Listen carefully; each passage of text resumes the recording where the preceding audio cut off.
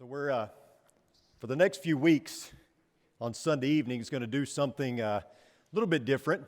Actually, we have one more sermon for the His Words series that will have to happen on Sunday night. But other than that, on Sunday evenings for the next few weeks, we are going to be kind of looking at what we do here at Oldham Lane from a ministry standpoint. We're going to be looking at, like tonight, involvement outreach. Sam Dominguez is going to join us to talk about education within the church. Forrest McCann is going to be with me to talk about preaching in the church. And of course, Blake is going to be with me to talk about youth ministry. I think this is important, kind of like the shepherd talk, where it gives you some insight into the heart of our shepherds. I want you to kind of know what goes on, if you don't already, within our ministries here at Oldham Lane. And, you know, it's kind of a running joke that everybody knows what Chris does. He's the preaching minister. Everybody knows what Blake does. He's the youth minister. Jake, what do you do? You know, what is involvement and outreach? What does that mean? What do you do? And, you know, so I think it's a good reason to have him up here and talk a little bit about what he strives to do in his ministry, but also how you can be involved in helping with this as well. Because as Jake's going to talk about, a lot of this has to do with delegation, right? I mean, a lot of it has to do with finding people and plugging them in. Yeah. The way I would try to summarize my role is it is perhaps more broad than preaching or youth ministry, although theirs are not as simple as that title might suggest. There's more to it. But there are certain areas that I work with that might be more core areas, such as new members, new Christians, our adult ed, our small groups. There's some programming as well and events and things like that. But ultimately, big picture, it is about how do we get all our folks engaged? How do we reach outside of our group, our congregation here, bring in new folks? When those new folks come in, what do we do with them? How do we help mature the saints? So it's really both outreach and involvement within, and a church needs everybody involved. And so one person can't do it. It's not my job to do all the work. It's my job partly, and certainly there's deacons involved. There's a lot of other people involved, but to help get folks engaged, active, involved, and to help us grow. And really, the logo that you see, that theme that we point to, that we put in front of us all the time, make and grow disciples, everything really is about that. So we're not trying to create busy work. We're not trying to just have a bunch of stuff going on and for you to just have something to do. That's not what being a Christian or being a church is about. It's about you being engaged in the life, the work of the Lord and what God would have His church to do. Here we're talking about the work that God would have us to do at Oldham Lane. Yeah, when I was coaching, I never wanted to do drills just for the sake of drills. I didn't like that. Every drill we did, if we even did many drills, was designed towards the purpose of winning a game, right? And so when it comes to involvement and outreach, you just said it. We're not trying to keep plates spinning. We're not trying to just offer a bunch of programming so that everybody can have something to do, but it all relates back to our number one purpose. And I think that's what kind of sets us apart. I think we have a really good identity here, and it's on the front of that bulletin. When you walk in, you pick up that bulletin, you know our identity right off the bat, make and grow disciples. And so everything that you're trying to do relates to that. Everything that we're all trying to do really relates to that. Yeah, that's right. Yeah. There's something that we talk about when it comes to community, and if you've ever been somewhere else and you hadn't been only at Oldham Lane all your life, then you've experienced church community somewhere else. One of the struggles that we have when we're new at a place and we've been somewhere else is we have seen great things, great ideas, great initiatives, all of that, and we come to a place that is not perfect. Can you believe that? You know why it's not perfect, don't you? Because I'm here and because you're here. So, but and so we all have this ideal community that we'd like to see. What can happen sometimes, and I think a lot of times we don't realize it, is we see maybe lack, or we see where we'd like to see something better, or I wish we did this, or I wish it was more like this, and I remember back so-and-so and all that where we had that. And so we come to a community, and oftentimes we want it to already be fully customized and ready to go and just great, made to order, right? Wouldn't that be great? But we don't see that in the Bible, and we don't see that, and we know that's not reality. But sometimes without thinking about it, that can cause us to have disappointment, and we say, well, I might, look elsewhere. I don't understand this. Here's the point I'd like to make. Instead of trying to find the perfect community, let's build the kind of community that we're looking for, the kind of community that we read about in the Bible. Acts chapter 2, Acts chapter 4, we see that kind of community that they had. So there's a difference between finding and building. You're never going to find that perfect community where everything is just perfect and there's no gaps, there's no flaws.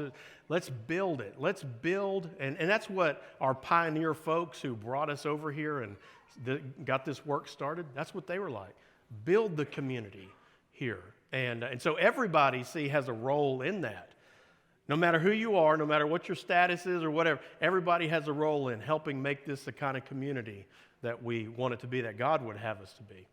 Yeah, I really feel like that as ministers, our job, at least my thinking on this has changed over the years. I used to think that it was my job to kind of make sure that everybody was toeing the line and doing what they're supposed to do and all that, and you preach that from the pulpit, and that's not the role of a preacher.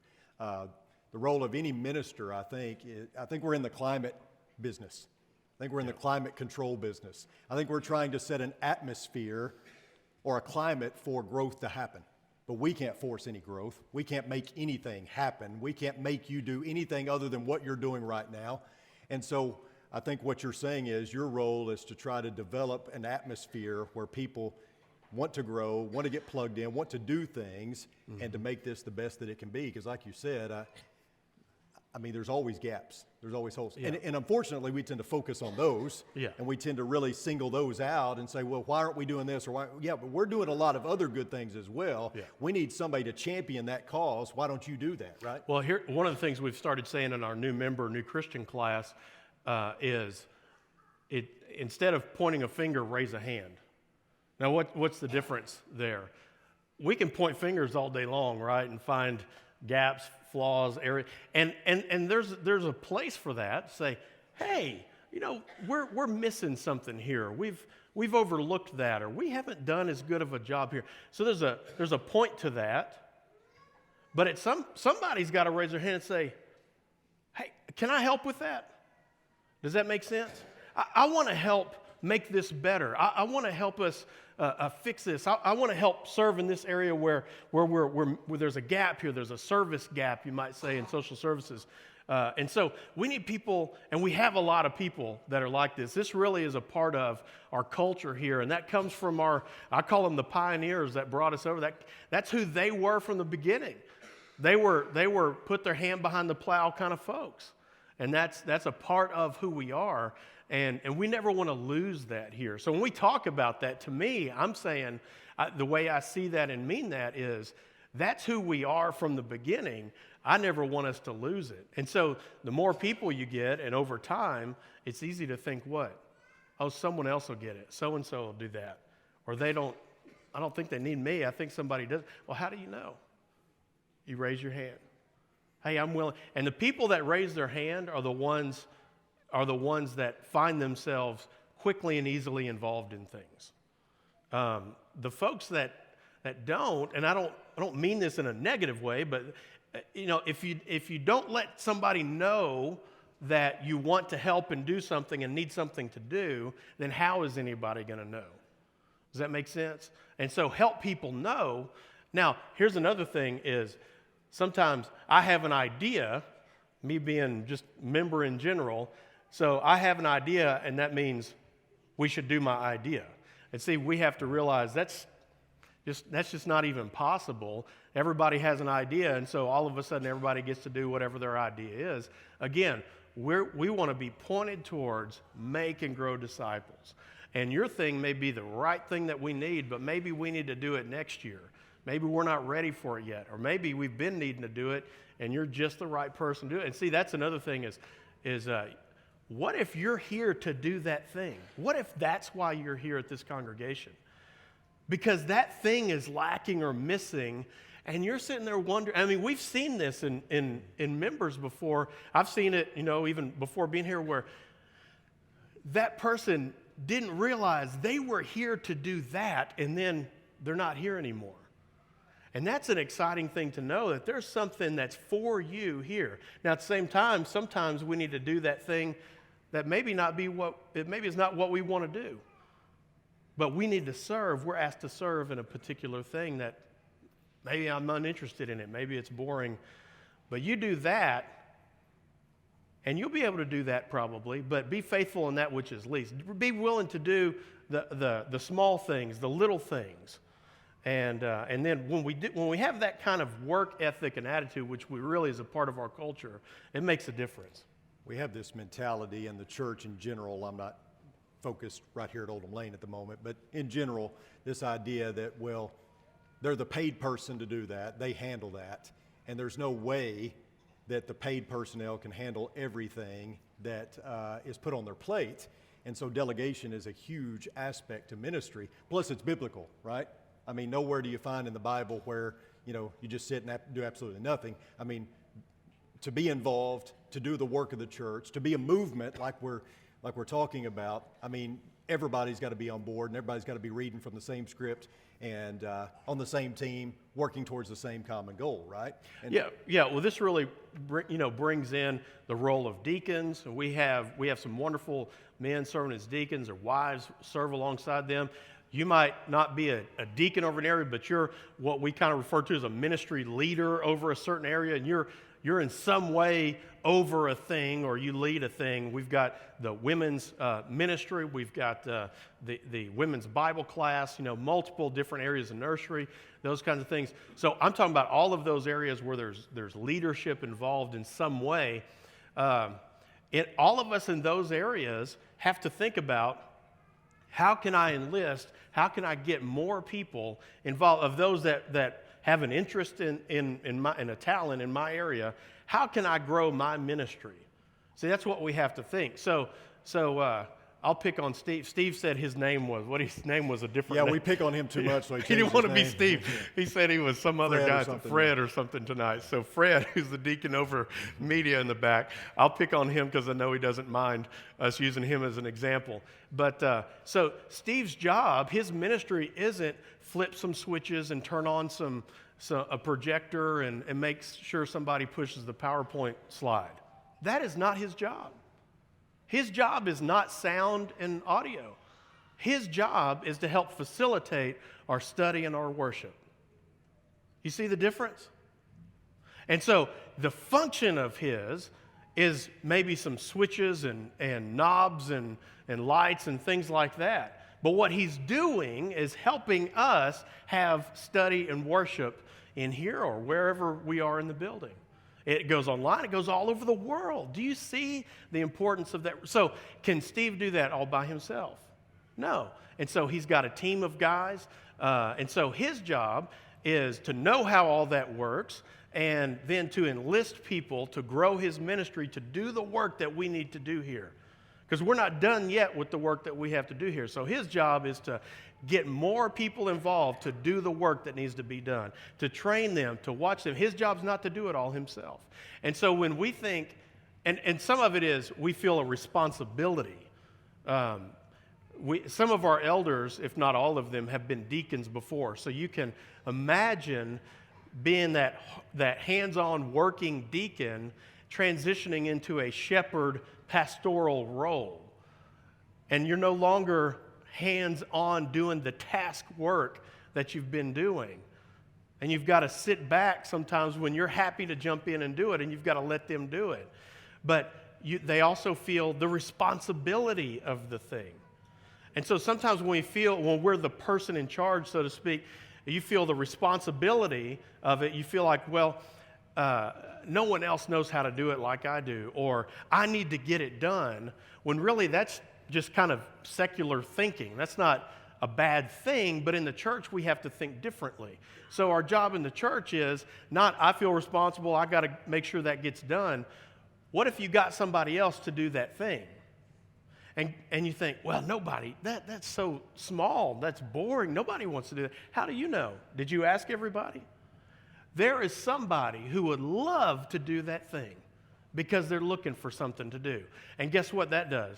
That takes it off of your plate for having to physically do it. And now you're working with them and they're taking care of that. And you've enlisted another person and grown your ministry. The first time that I let Zane mow the yard, that was a little touch and go. Wasn't real excited about that. I'm a yard guy. I like to mow the yard. I know how I want it. And I try to make it immaculate. So to let Zane do it and maybe not do it as well that first time or two, but how's he going to learn if I don't turn him loose? If I don't let him, he needs to probably even fail a couple of times in doing, although you didn't fail badly. I mean, you did really well. It was running over the cat. I mean, that wasn't good. But, there's more cats. But, being able to say, I'm going to turn loose of this and let somebody else take it. And because you know how you do it, you do it well, but you use Fall Festival as an example of that. As you say yourself, I'm not speaking for, right, I'm not pointing at you, but you say it yourself. an Example we talked about, You say it yourself that you're not real creative. And so you have to employ creative people. Right, yeah, we're all, you're not either not creative or creative. You're creative in certain areas or fields. And so Fall Festival is not one that I feel very creative in. And so when you see Fall Festival and you think, wow, this was fun, this was great, look at all, that wasn't me. That was the other people involved in pulling that together and the ideas who were creative and doing all that for, ever since it started back when Bradley and Wanda were here. So that's an example of you've got to bring other people in. And this is an area I've got to get better and better at, because I think for the areas that I work with, the way I've looked at it, I kind of charted them across a page and said, what I've got to do is I've got to be more intentional about getting somebody or people or person or people over each one of those areas, and not forever, at least temporarily, they can change out, who they will do that thing. And then they will bring others on to do that ministry, and Fall Festival being a good example. One of the things we started this year with adult ed was an adult ed team we brought some guys together who love adult education, Christian education, and have experience in that and wisdom in that to help us do better. And so we're always trying to look for what's the next thing, what's better in how we do what we do. You talk about being I've heard you say this before, the difference in being a leader and like a manager? Or, is that how you? Yeah, if you remember at circuses, or you've seen this on stage, like comedy or magic, where they have all the poles in the ground and they're spinning the plates. You've seen that? You've seen those guys that can just they'll have a dozen plates spinning. Well, what happens, inevitably, what starts happening? They've got tons of plates over here because they start falling off and breaking, right? And they keep putting new plates on, and the goal is to keep all these plates spinning. Now, there's a place you always need people who can keep putting those plates on and keeping them spinning. But in the church, of course, it's not just about that. There's a bigger thing we're about. But being a minister over an area, a ministry leader, a deacon, whatever, your job is not to keep plates spinning. And so when we think about that, then you're always going to be burnt out. You're always going to be exhausted. You're always going to be frustrated because it never stops.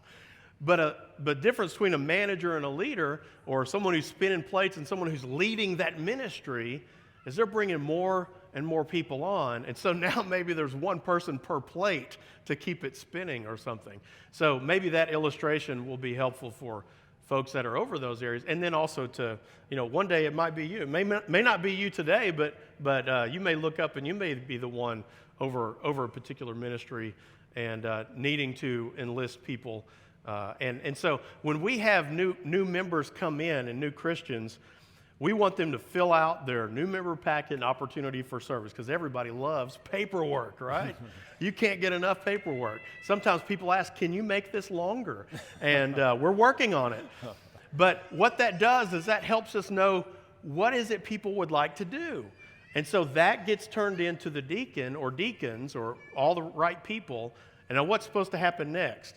What we're supposed to do is if that gets turned in and Vic wants to work in my area, then my job is to get in touch with Vic and say, Brother Vic, thank you so much for wanting to work in my area. Let's talk about that. Let's get together and talk about that. Okay, so that's a gap that that we're working on, that we're improving on, because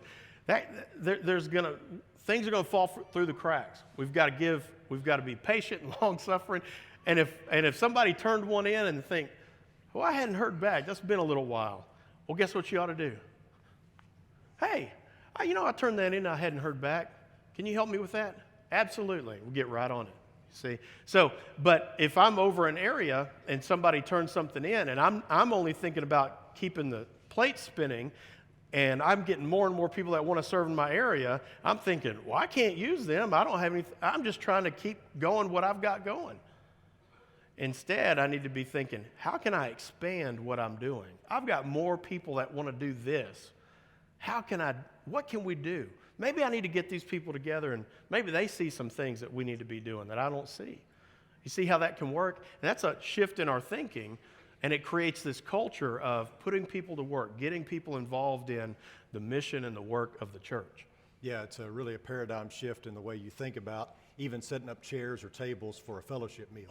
It all goes back towards making and growing disciples. We're doing this not just to set up chairs, but so that we can have fellowship, so that we maybe can invite a new family that's visiting over, so that we can talk to them during the meal. I mean, thinking big picture always, but it all starts with when you walk through that door and the culture that we set, that we maintain, and you call it a say hello culture, right? Yeah, that's something that we've also started talking about in our new Christian class, and that is, you can say hello.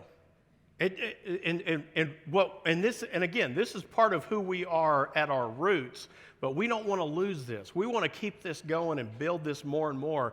And you may not know the person. They may be older than you. They may be younger than you. No matter what, you can say hello to them. You see that? And so if we can have a say hello culture.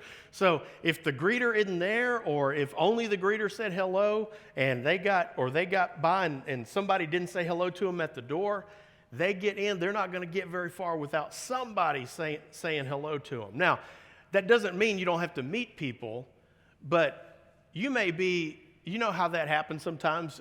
You're rushing by, you've got your little children with you, or you've got to get to a meeting or whatever. You can't stop and meet every single person that you see, visitor or someone you don't know. We understand that. But you can say hello, you see. You can say hello. So whether it's young adult group, you can say hello to somebody who's got gray hair. Gray hair, you can say hello to somebody who's toting around 3 little kids. Or no hair. Or no hair, that's right. Either that'd be young or old. There's some of both. So that say hello culture, and that says a whole lot. There's a whole lot more to it than that. Does that make sense? But it means we speak to one another. We engage with one another, okay? You don't have to be scared of the youth. I know Landon got that great looking hair. You don't have to be scared. He's a nice guy. You don't have to be scared of the youth. I'm picking on Landon. But our youth are great.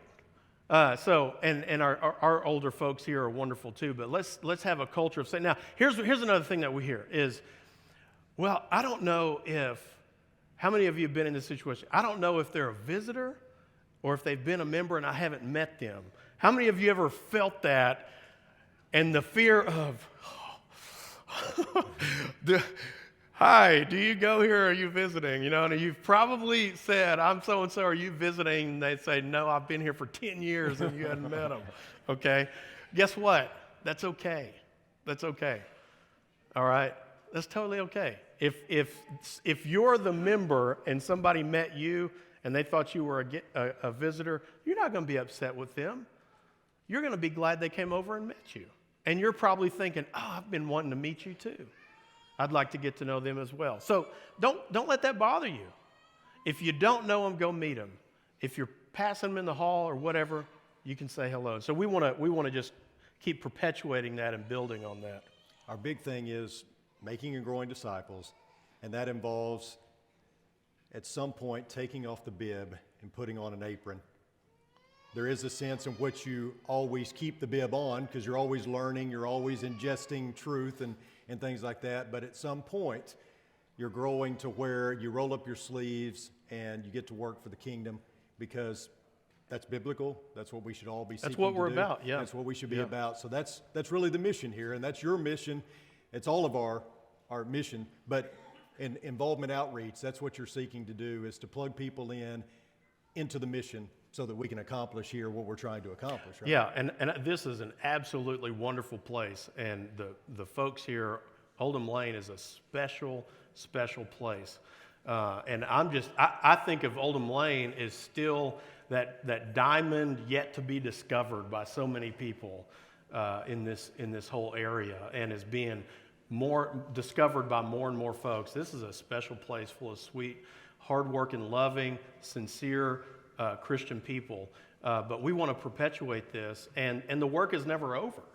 You see, and that's one of the things we're meaning when we say these things, is the work is never over. There's always more to do, more folks, and we want to grow the work. I mean, the TV program, our live stream, so many of the things that we do, and that's not just the things that Chris does, but the efforts that we do are known all over. And I know our sermons are used all over the country in different ways, and folks that are homebound. And so the work and the reach that Oldham Lane has is really amazing. It's amazing to me. We don't always realize that when we're just coming here throughout the week. But this is a special place, and I thank God for the Oldham Lane congregation. Yeah. Thank you, Jake, for sharing your ministry with us. And if you have any questions, you can talk to Jake or myself or whoever. But you're the point man on getting plugged in, getting them involved. Let's have a prayer, and then we'll offer an invitation. David will lead us in a song, okay? Dear Heavenly Father, thank you so much for this day that we've had to be here to worship you. We thank you so much for Jake and for his family and for the work that he does here for us here at Oldham Lane and for you in the kingdom. We pray, God, that we will all seek to be workers for you, that we will all seek to plug in and to reach out to those around us and help to grow your church, grow your kingdom. We are so blessed, Lord, to be your children. May we always be seeking to make and grow disciples. It's in your Son's precious name we pray. Amen. Well, we come to the end of another Sunday, at least, as our time together, and so we want to offer an invitation. If anyone has a need, if you need the prayers of this church family, maybe you'd like to study the Bible with someone, or, perhaps you've been studying the Bible with someone and you're ready to make that decision to put on Christ in baptism. Certainly, we want to take care of that tonight. We want to help you in any way we can. We say it every week, don't leave here tonight without being right with God. Let us help you. So come as we stand and as we sing.